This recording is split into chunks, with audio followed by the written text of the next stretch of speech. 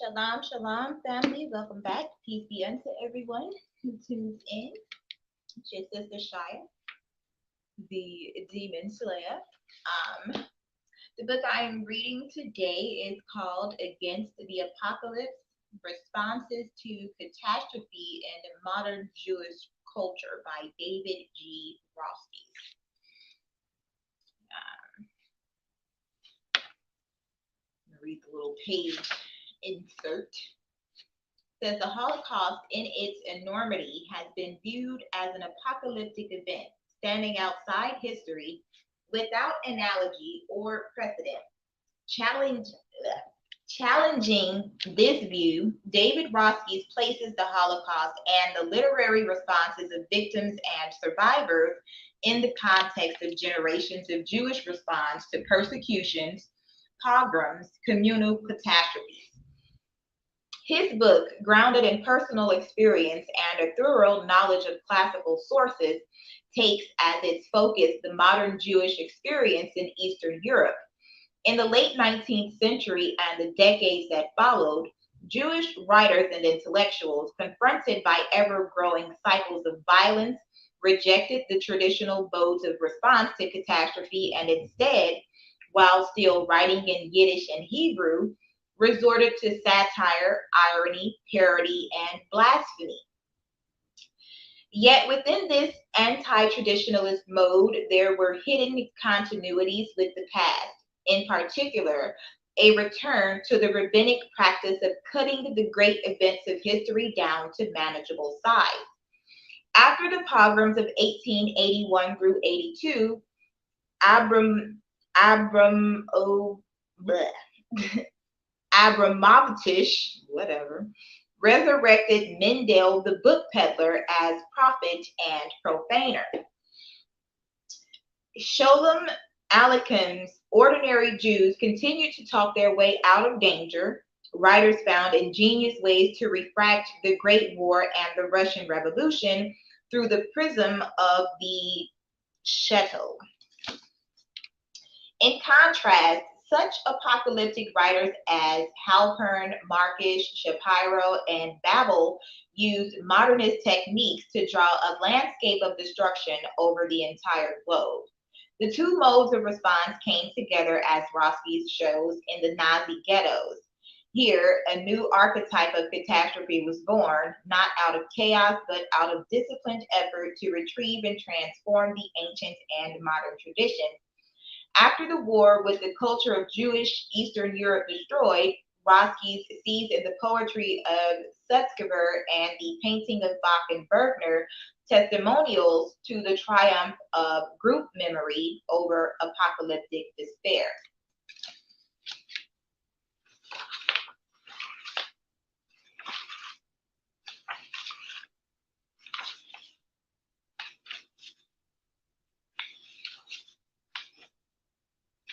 Chapter 1: Ruined Cities of the Mind.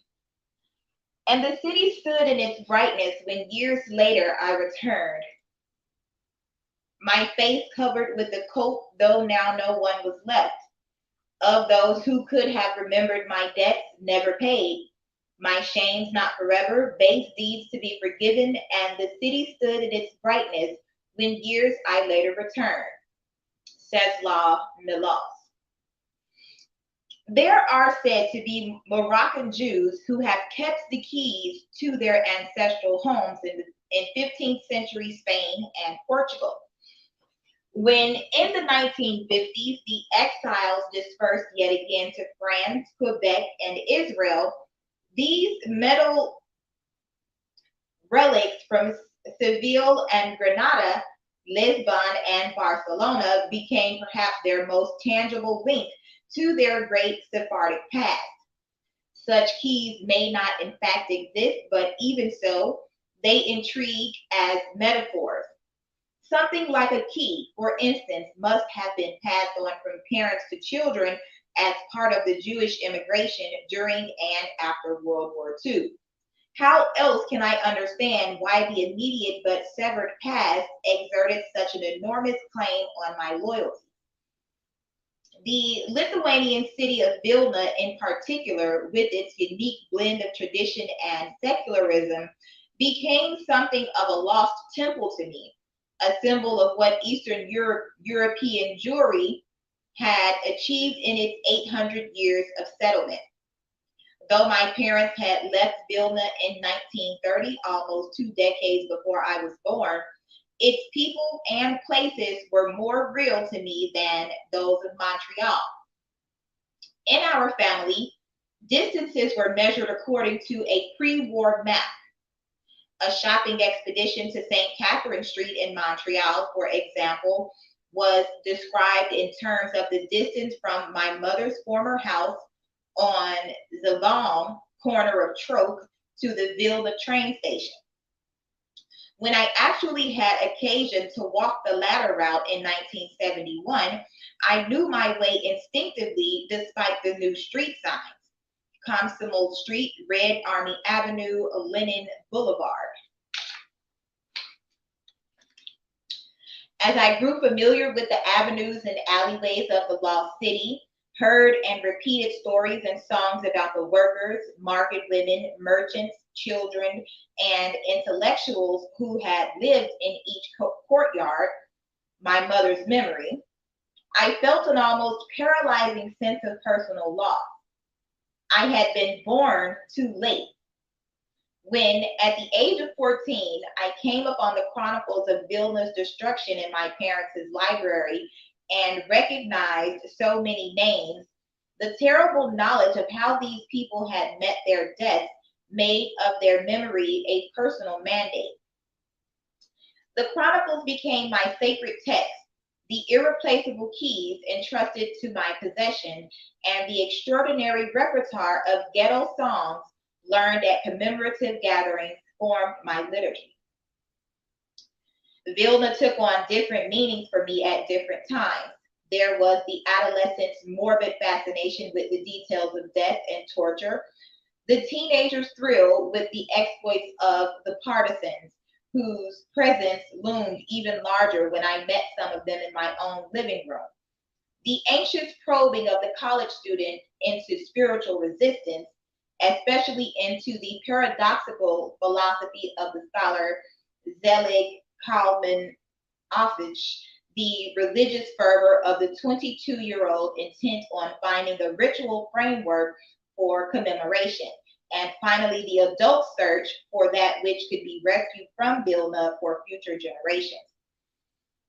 The landscape of ruined cities is best retrieved through the poets, from Homer and Jeremiah to Kafabi and Melos. They know how to make Troy and Jerusalem, Alexandria and Warsaw the center of a transcendent vision. In my case, a surrogate city in French Canada with its Catholic churches, its river and mountain, its babble of tongues, somehow intimated the loss of the birthplace I never knew. There was even an old city, though it lacked a wall, as in Vilna, the Jewish community in Montreal was trilingual. Hebrew and Yiddish continued to serve in concert and competition as lingua francas, while English was adopted for negotiating with the outside world in much the same way as Russian and Polish had been in the past. Language, then, was one of the essential keys. In the Jewish treasure house of my youth, only Yiddish held out a promise of breaking the barriers of class and time. It was the main code of entry into the life of the Jewish collective. From my earliest vantage point, beneath the piano at my parents' literary evenings, I came to realize that immersion in a particular foreign culture had nothing to do with hermetic insularity that writers who chose Yiddish as their medium were not immediately consigning themselves to mediocrity. From my contact as a teenager with working class Jews who spoke Yiddish and could rattle off more folk sayings than I would ever know, I came to realize that no one group could speak for all of Eastern European Jewish civilization, and that books alone could not provide the answer to my quest. For the most part, I ventured no further than the classroom, but this was far enough, since a network of excellent day schools was one of the central achievements of the Lithuanian Jewish community in Canada. My teachers stressed the coherence of the Eastern European Jewish heritage, the inseparability of Hebrew and Yiddish, the interface of religion and culture. As Zionists, they were careful to temper the tales of past glory with the celebration of national rebirth. Our teacher, Shimshin Dunsky, once assured us that the very classroom we were sitting in was living proof of Jewish continuity. As secularists, Dunsky and his colleagues sought new forms of ritual that would retain the idioms of tradition. As citizens of a modern democracy, they imparted a sense of Jewish pride without ever dwelling on anti-Semitism or rallying us to action for the sake of the 6 million. Montreal was a city of survivors. Everyone knew who these were, not because of their tattooed numbers, which marked very few, but because they were so active in communal affairs and because they gathered each year in public mourning. There was the citywide commemoration in the spring and the smaller gatherings of the Bundists, members of the Jewish Labor Bund, and the Landslate, people from the same town or region, on the dates on which their ghettos had been liquidated. My parents, who escaped the Holocaust by a hair's breadth, lit memorial candles on August 16th for Bialystok and on September 23rd for Vilna, to honor all their families whose actual death dates would never be known.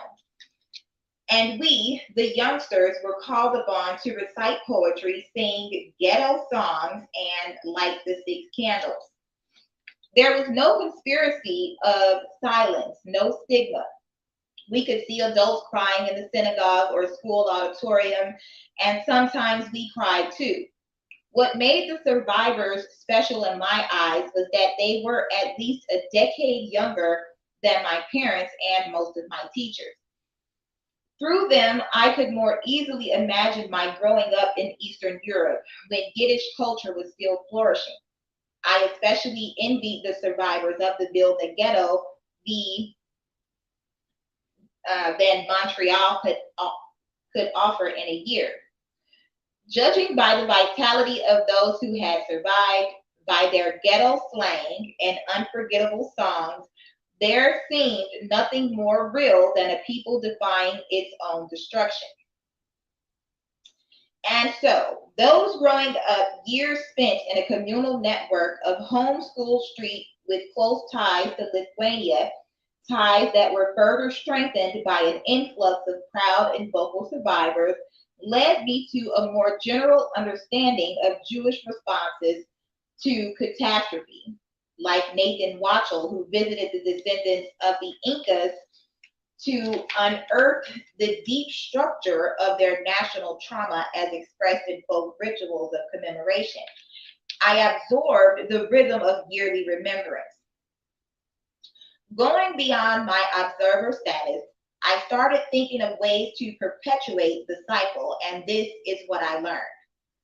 When the unit of destruction is not the individual, but the collective, when an entire Jewish population of a town or a city is gone, and when the disappearance of each community is known by date, and there are dates enough to fill the calendar, then the task of remembrance threatens to eclipse all else.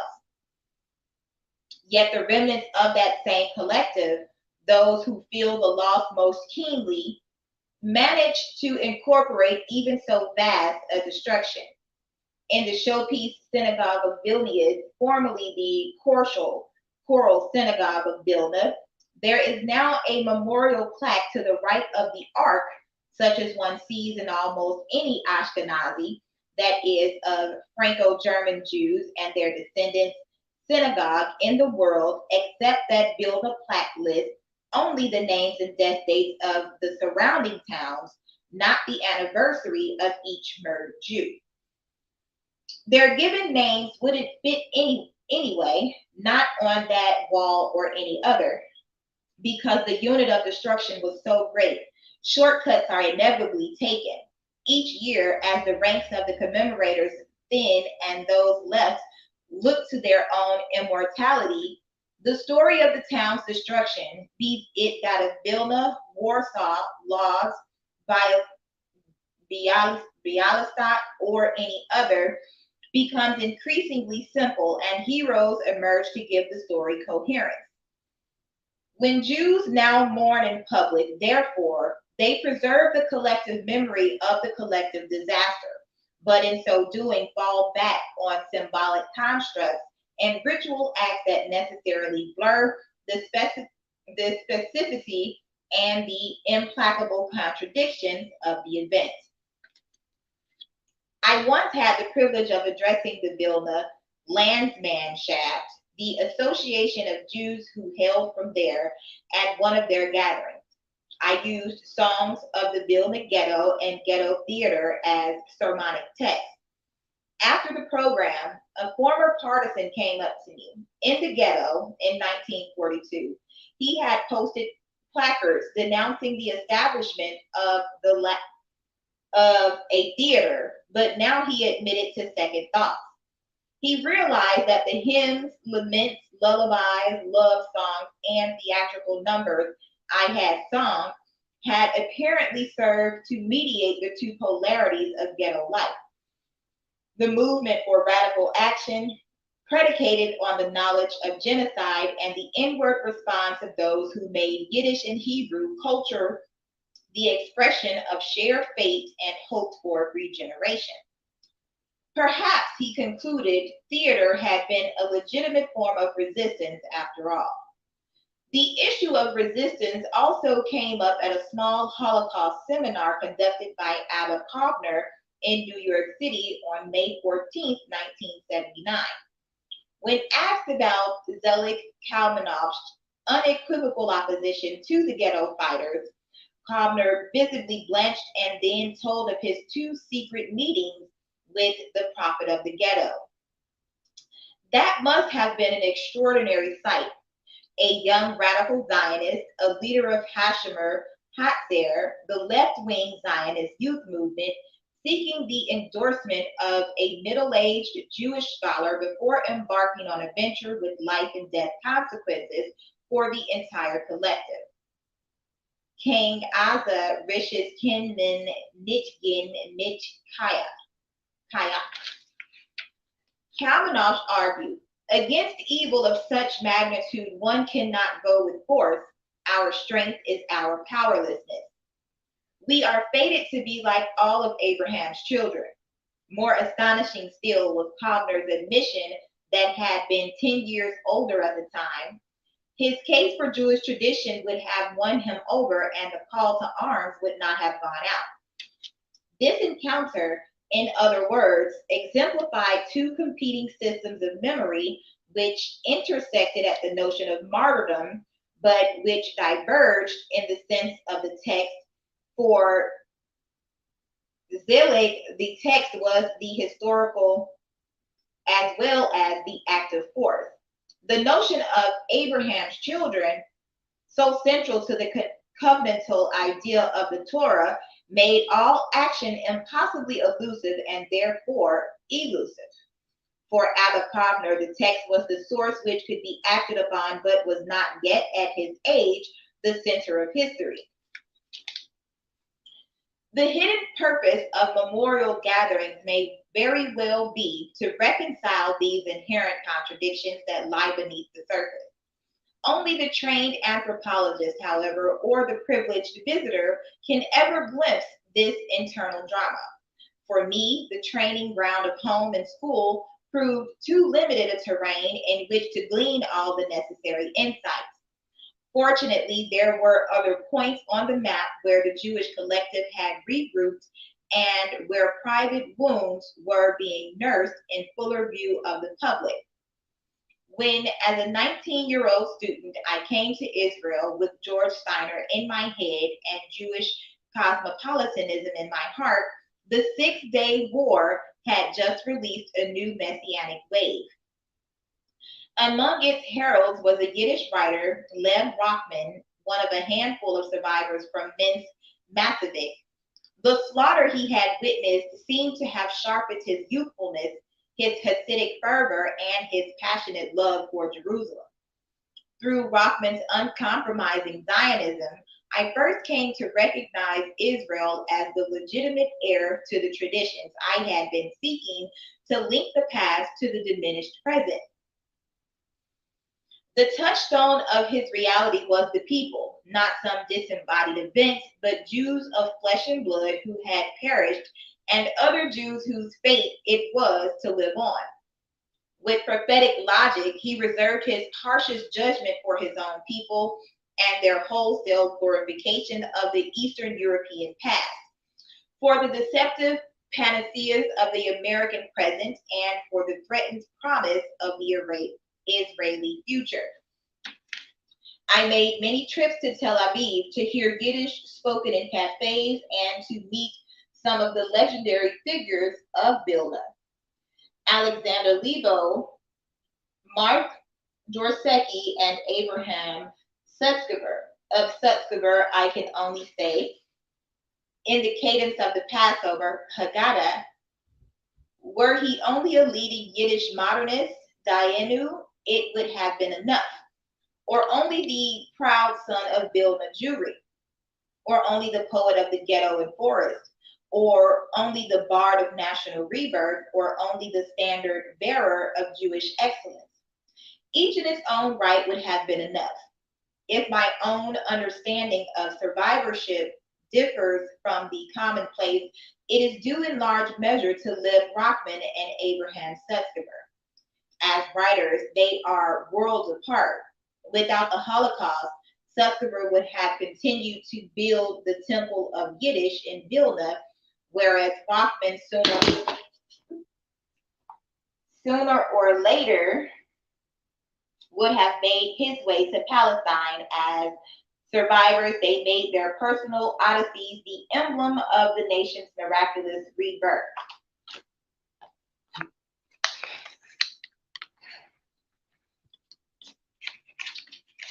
Later, in more sober moments in North America, I discovered this quest of mine to link the post-war present to the pre-war past. To repossess the Hebrew frontier as the living home for Yiddish, to take in the new city as well as the old, was nothing more than a romantic exercise. It was surely no accident that of all the urban landscapes I had visited on my travels, those which pretended to be the most authentic were the least. I had found Vilna's Vilnius inhabited by Lithuanians from the provinces. The Jewish quarter had been reconstructed to match a late Gothic dream plan like nothing any living person could remember. As for the New Jerusalem, nothing could have been further from its redesigned appearance than the image of Eastern European ghettos.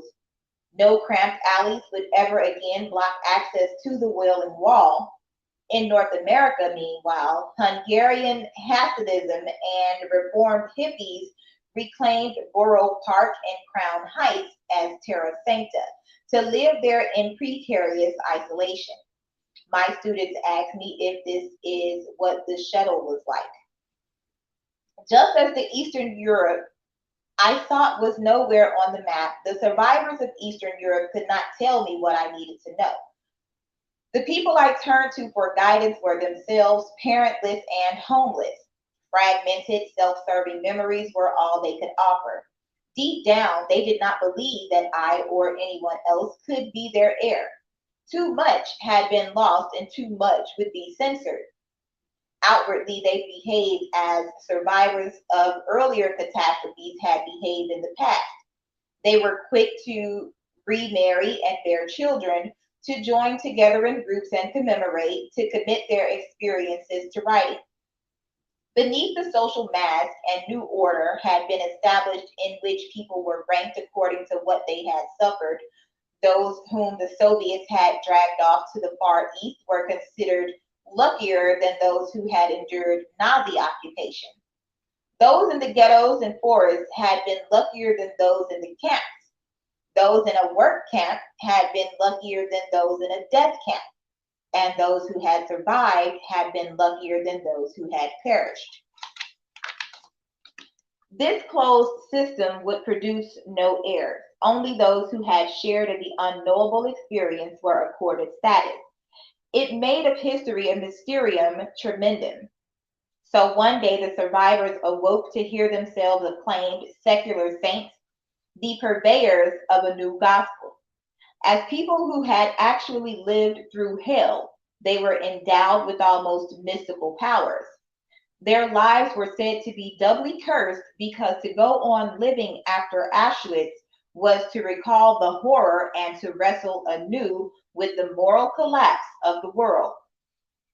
People who had never experienced starvation or mass graves or crematoria now looked upon the survivors as a higher order of human being, as God's messengers from the planet of destruction. Before all the historical evidence was in, myth had already displaced history, and the survivors had involuntarily displaced the murdered millions. In effect, not the survivors, but their civilization had died a double death. There was a twisted road to Auschwitz, but another twisted road led away from it. A posthumous victory for the murderers, if there ever was one. Why else did the Nazis burn books, letters, photos, and religious objects in huge pits, if not to ensure that the iconography of death would be accessible to all but attributable to no single group of victims? With rigorous planning and methodical execution, they left the world with only an enormous freak show of atrocity pictures, motion pictures even, by which to remember a civilization more than a millennium old. Three are the orders of reality: that of the present, that of the murdered Jewish people, and that of the world they left behind. The more I try to confront and connect them, the more I am forced to look at the dirty pictures, to visit the peep show that opens in the chamber of horrors with lampshades made of tattooed human skin. To avoid the defilement seems impossible, yet in living with the shame of it, how can one avoid falling prey to the easy mediation of myth, a path that so many have followed? An analogy has often been drawn with the Jews in Roman times. When the Temple of Jerusalem was destroyed in 70 CE by the Emperor Titus, Jews lost all access to the sacrificial cult as performed by the high priest, just when their need for purification could not have been greater. Under rabbinic leadership, surrogate structures were created centered on the synagogue and house of study. Chief among them was the vicarious reenactment of the temple service. Even today, the gory details of the sacrificial blood, the counting out ceremony of the high priest sprinkling the blood of the bullock in the Holy of Holies, and the act of prostrating oneself on the ground have lost none of their cultic power. If anything, they have gained an awesome splendor because of the Holocaust. There is a desperate need, I believe, for more rites and ceremonies which to retrieve the grandeur of European Jewry and by which to expiate Jewish degradation. Rites such as the yearly memorial performance of Verdi's Requiem in the fortress town of Terezin, Jerzy Grotowski's staging of the modern Polish classic Acropolis in concentration camp uniforms, Jose Lemon's choreography to Zoltan Kodaly's Missa Brevis in Tempor Belli, ultra-Orthodox Jews send wedding invitations to their murdered relatives, addressing the cards to the death camps where they perished. But for most of us, the Holocaust is not an intimate family affair, and death is not the mythic flip side of life. How then does one mourn effectively when there is no way back and the ruins will never be rebuilt? perhaps the answer lies in the question itself. By taking that which is most sacred, most fraught with meaning, and demolishing it with the force of the Holocaust, the mourner survivor approximates the actions of the enemy and thus arrives at a permanent break which leaves a few sacred shards while shattering the vessel for all time. When I reach back over the abyss, I see most clearly the perversion of the biblical promise, the cynical revocation of the covenant.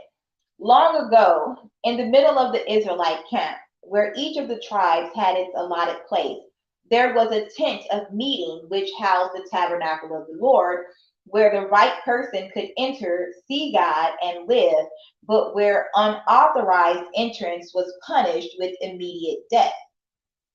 Of the many subsequent calamities that signaled a breach of covenantal promise, foremost was the burning of the temple in Jerusalem, followed by a very long exile and eventually the extravagant destruction of the Jewish people in Europe, gathered from their dispersions from Warsaw, Paris, Prague, and Salonika, in the words of Yitzhak Katz-Enelson,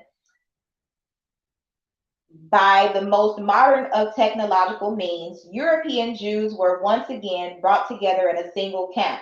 Those who were chosen were herded into chambers where a cloud of gas descended upon them and no one ever came out alive.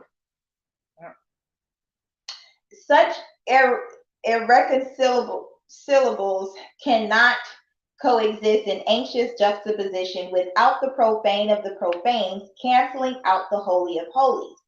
The biblical text cannot sustain the onslaught. Believing this was so, I wrote a Holocaust liturgy to prove it. I had just left Montreal, the Jerusalem of Canada, and had entered a world which was indifferent to the past, which denied that anything of value had been lost. Jewish-sponsored universities and a Jewish state, the argument went, showed that things were better than ever before. I refer here to the late 1960s, and such self-congratulation filled me with apocalyptic rage.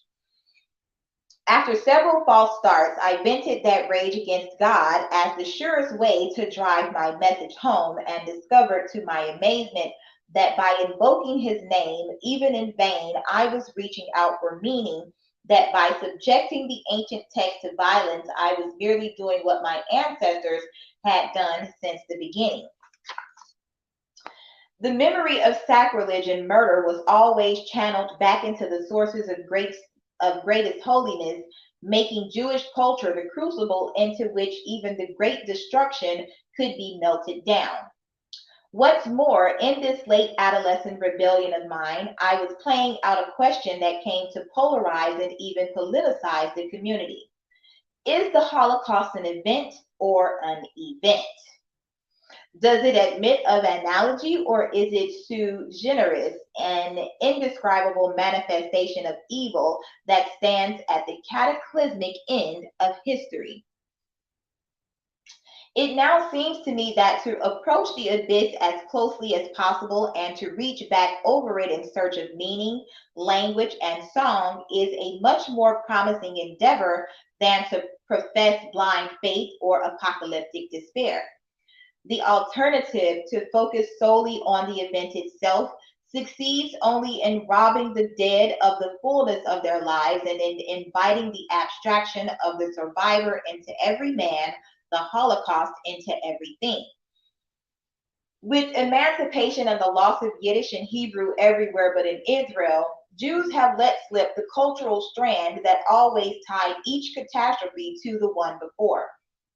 The Jewish people are at the point of turning the tables on themselves, of allowing the Holocaust to become the crucible of their culture.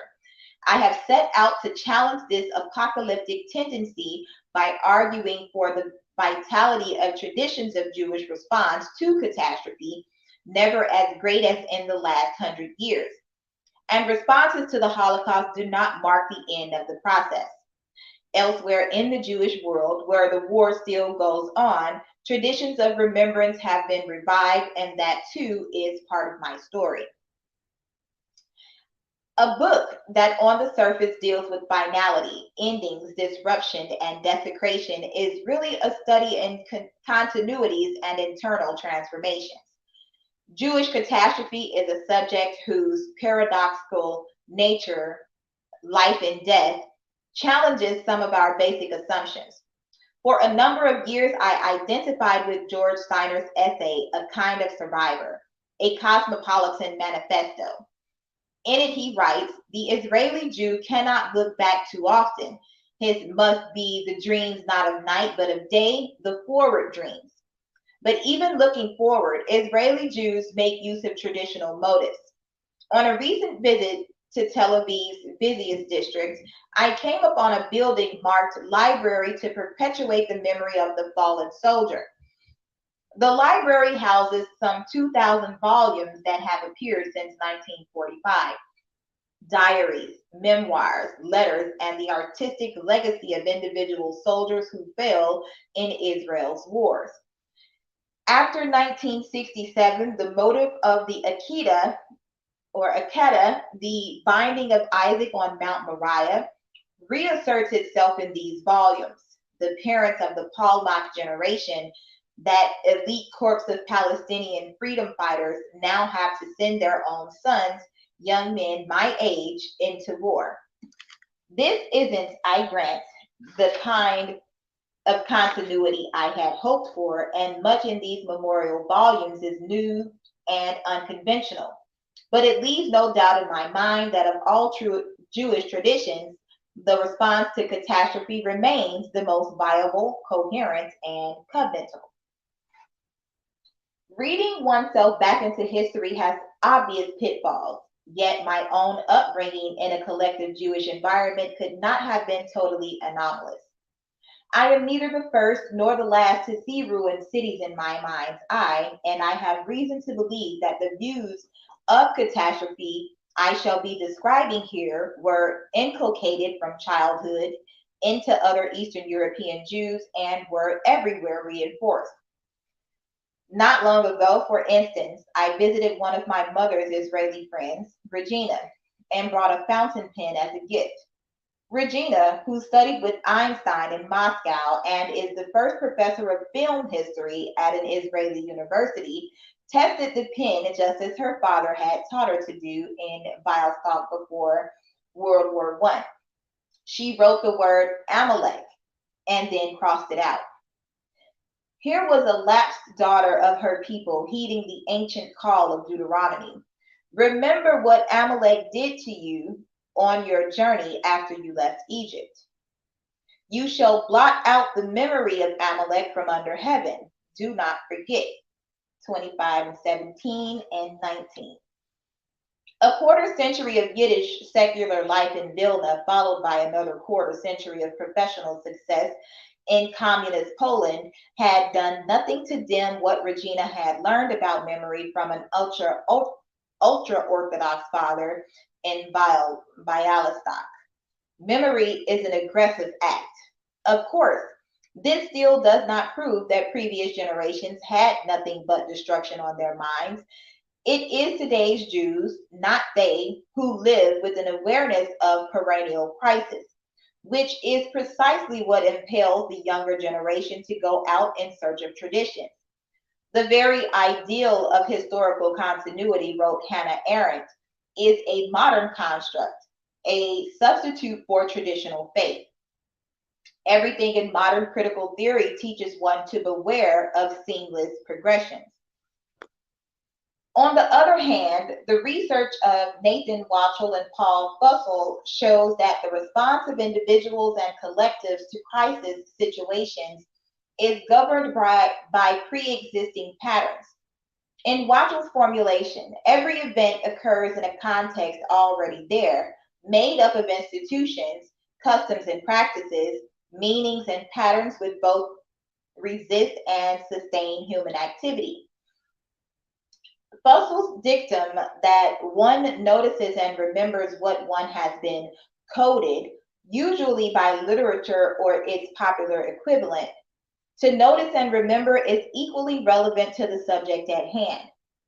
Working backward according to these guidelines, I shall try to define the traditions of Jewish response to catastrophe in terms both of popular and high culture, ritual practice, and individual perspectives.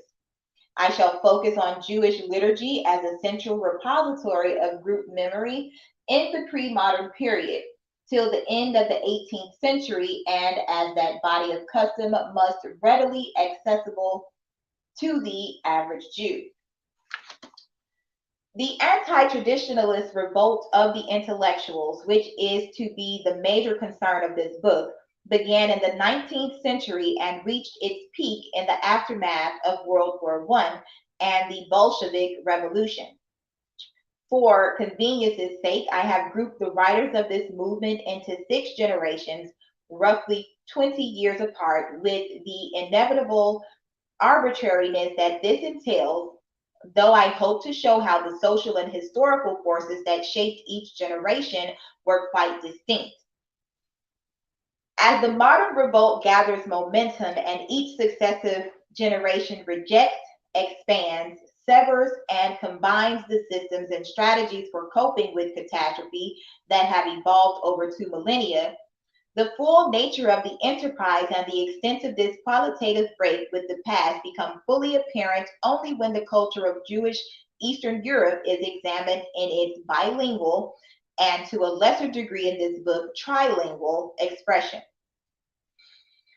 In and of itself, this represents no methodological breakthrough, and the interested reader will note my profound debt to those literary critics, some of whom I have studied with, who stood above the great rift between Hebrew and Yiddish out of ideological or scholarly commitment. Those of the first type include Baal, Max Shows, A.R. Malachi, and Dov Saddam. Those of the second include Shalom Uriah, Dan Marone, Gershon Sheket, and Cohn Shmerek. Joining Hebrew and Yiddish sources is also important to illustrate their numerous points of contact, many of which have gone unnoticed, as well as their significant differences.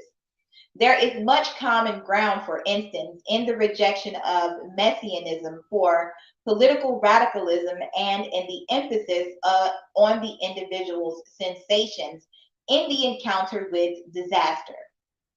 But when the Hebrew writers essentially abandoned European Jewry to its fate in 1930 and transferred the entire Hebrew publishing industry to mandatory Palestine, Yiddish writers assumed greater prominence by design and default. Thus, the dramatic resurgence of Yiddish writing in the Nazi ghettos has as much to do with the prior defection of Hebrew intellectuals as with the sudden creation of a Yiddish-speaking audience solely dependent on internal resources.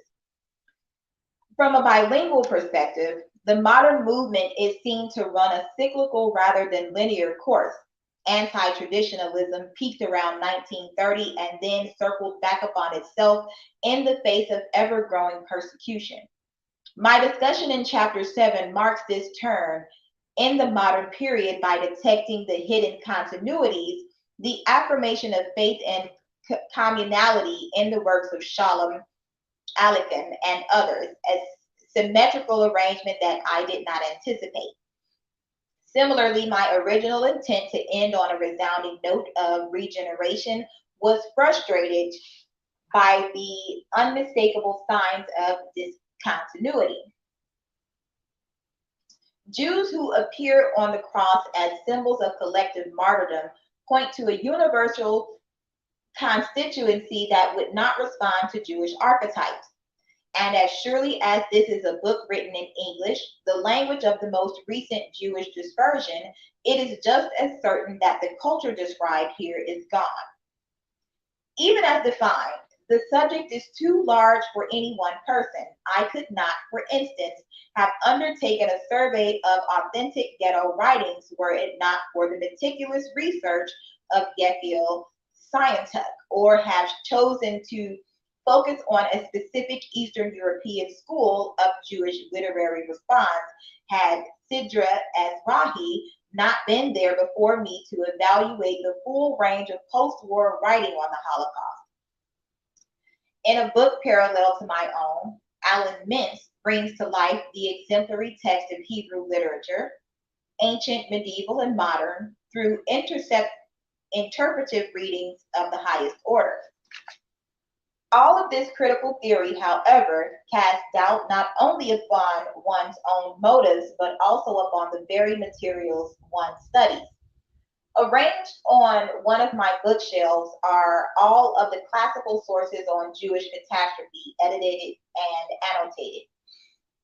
Together they form a coherent literature of destruction where only discrete texts and regional customs existed before. A tradition, in other words, was reinvented by the moderns out of earlier scattered traditions that were made manifest, reshaped into canonical form, and given a secular sanction quite apart from their original place within the culture as a whole. The earliest anthologies on my shelf go back only to the 1880s. Though the Cossack uprising under Bogdan Khmelnytsky in 1648 to 49 inspired a wide range of testimonies and memorial prayers, all but one chronicle, the Deep Meyer, 1653, remains scattered in private libraries and local synagogues. When Jonas Gerland, the government-appointed rabbi of Odessa, began their publication in 1887, he was prompted by a mixture of piety and patriotism. The persecutions of old were proof of the Jewish claim to Mother Russia, a claim that recent pogromongers had sought to challenge. Gathering the sources was a modern way of closing ranks or reaffirming the essential unity of Jewish experience as one veil of tears through space and time. The harder the times, the more desperately intellectuals clung to a notion of historical continuity. The 1920s were a period of bitter disillusionment for many Eastern European Jews. In an emotional essay, Simon Bernfeld explained the pathos of his present hour. Writing as a veteran of past struggles for emancipation, he declared that past struggles had failed to curb the hatred of the Jews. No sooner did they enter the life of nations than bloodshed began. Through all the centuries of persecution, Jews had stifled their anger in the constant hope of peaceful coexistence, whether civil rights had been offered them or not. Now this self-imposed censorship had to be lifted, he argued, if they were to withstand the newest onslaught of history, the aftermath of World War I and the Russian Revolution.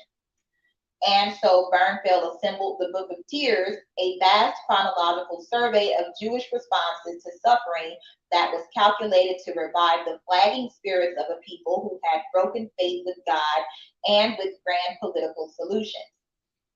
Bernfeld was by no means a majority view in the 1920s and 1930s. Zionists, for instance, read the failure of emancipation as a mandate for political sovereignty. Lord Balfour had offered the first real endorsement. When the Arab riots of 1936 seemed to threaten the very basis of this dream, the young Zionist historian Israel Halpern began work on a counter-anthology, the Book of Valor, to chronicle not the suffering but the resistance to persecution. The first volume, From Masada to the Beginnings of Emancipation, appeared at the lowest ebb of Jewish history in 1941. By the time volumes 2 and 3 were off the press, the battle for independence had been fought and won, vindicating Halpern's agenda.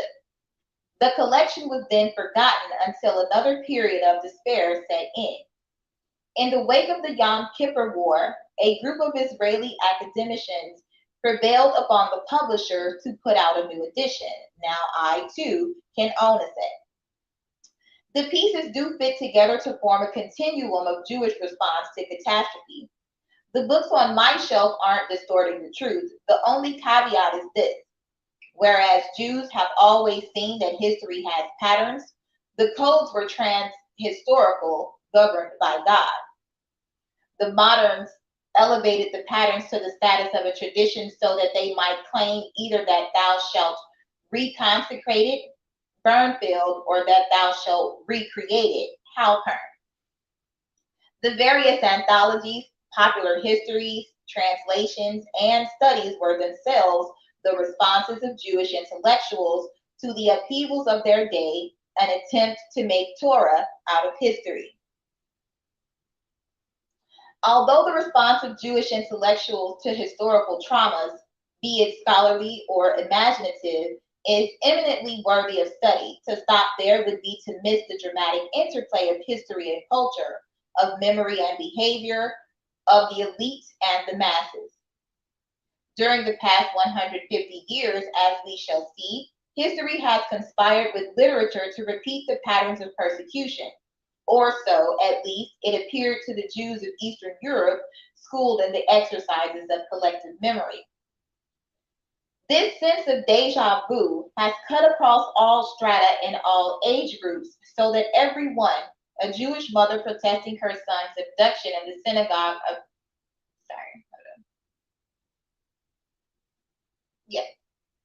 a Jewish mother protesting her son's abduction in the synagogue of Minsk in the 1840s, a Russified officer fighting in World War I, a 14-year-old member of the Young Pioneers in the Vilna Ghetto, could recognize the unprecedented horrors as something already experienced.